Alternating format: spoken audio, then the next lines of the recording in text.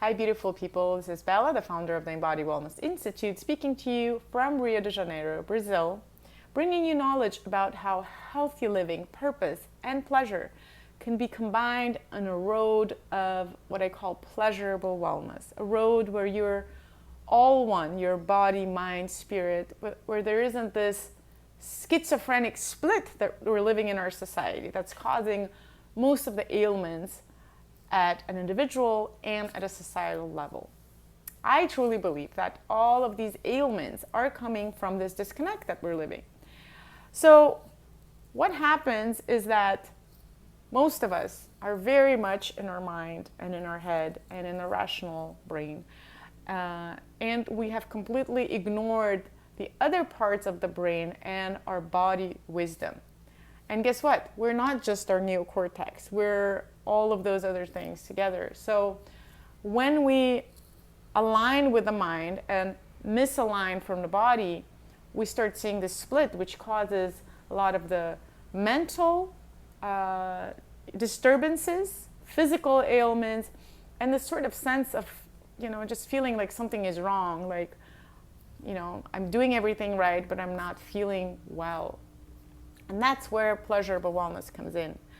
I want to help you guys find that equilibrium where you can really drop into your body and reconnect with your intuition, reconnect with the sense of knowing, and not always seeking the knowledge outside of yourself, and not always having to seek scientific proof for something that you can follow if you feel it's right for you.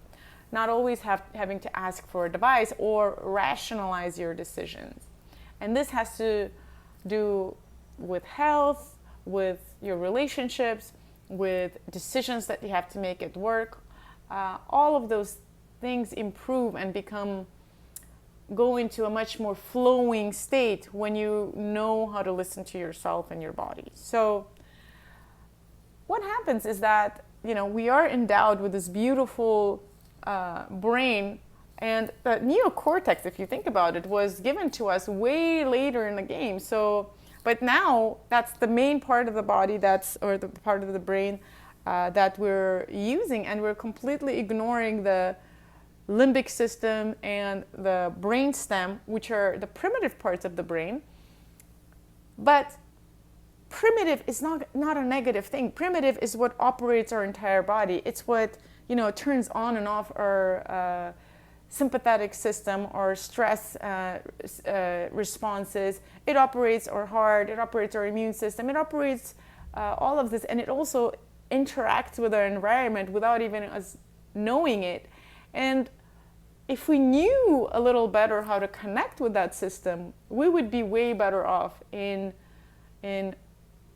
following what's good for us, both in keeping ourselves healthy and kind of following your authentic self, not relying on external knowledge as much as we do today. It's an equilibrium, but we have to reconnect with something that we've lost. If you look at children, for example, they are very well connected to this intuitive way of being. And what do we do with them? We tell them that they're wrong.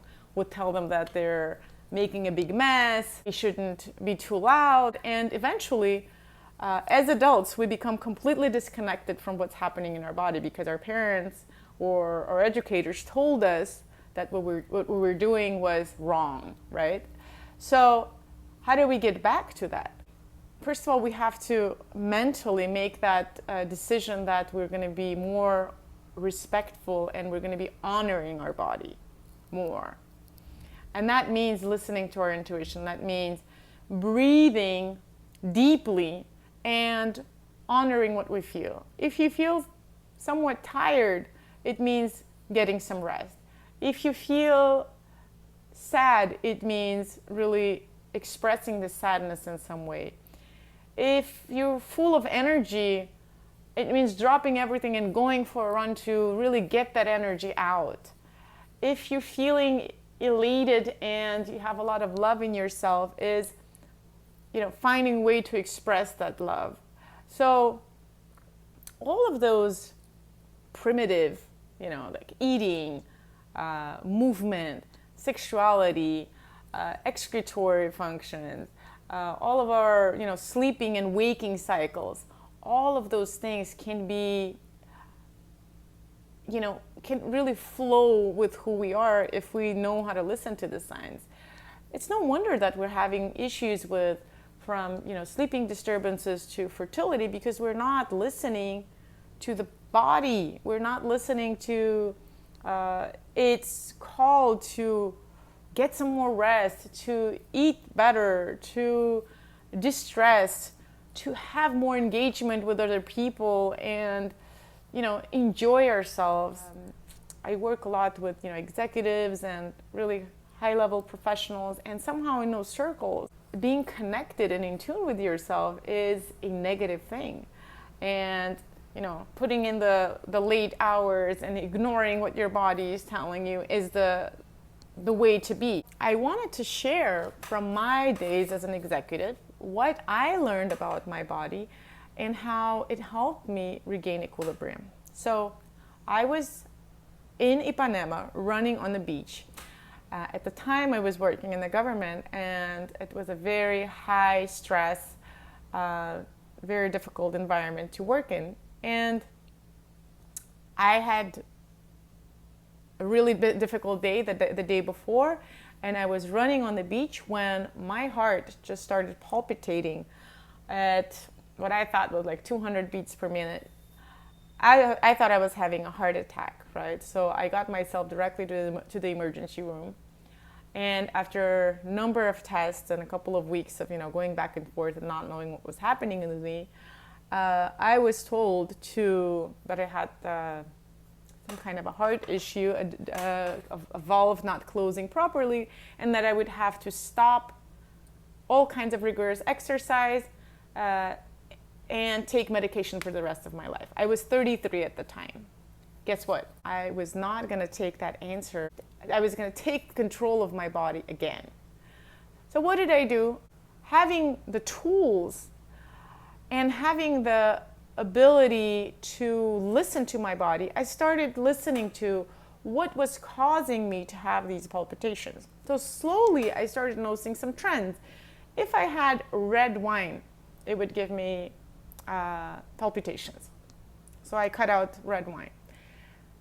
If I was combining red wine at night and strong coffee in the morning, that was increasing my chance of having palpitations. If I was going on a run having had caffeine, that was a terrible combination as well. If I was stressed, that was even worse. So I noticed 4 factors, but how did I notice them? Through being completely in tune with myself and listening to my heart at the time. So even before that palpitation would start, I would know, okay, my body is not in the right place. I'm not going to go for that run. Or I'm really stressed out. Let me do my breathing exercises to bring my heart rate back down. And if I didn't have that ability to listen to my body, I would have had to abandon most of my favorite activities, which is dancing and running, and take medication, which pollutes my body for the rest of my life. So this is just one example, but this is a tool that we need to have not only to prevent health issues and mental disturbances, but to really make the right decision with what's good for us in terms of selecting our partners, in terms of picking the right job for ourselves, making daily decisions. It doesn't have to be difficult if we know how to follow our bodies. So it's about following our intuition. It's about listening to those inner cues, the senses, really opening up to our senses. And it's about trust, right? So a lot of times you will second guess yourself, but the idea is really to tell your mind to shut off for a little while and saying, okay, I'm not going to be the prisoner of my mind. Because think about it, your mind is,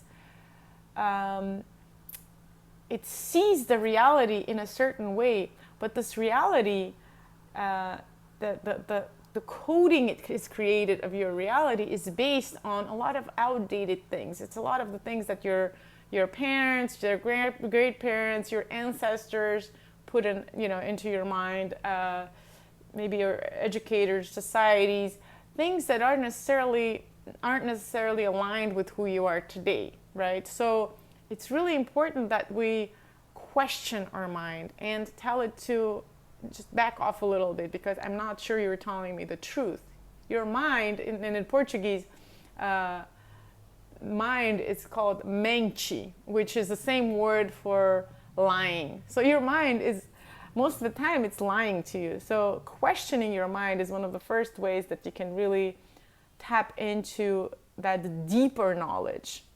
And the other thing that we need to do is we need to start respecting that primitive knowledge that we consider as, very secondary at best, is actually the truth that we have to bring into this world. That's the real truth. And slowly this integration can happen, when we allow ourselves to be in connection with our bodies.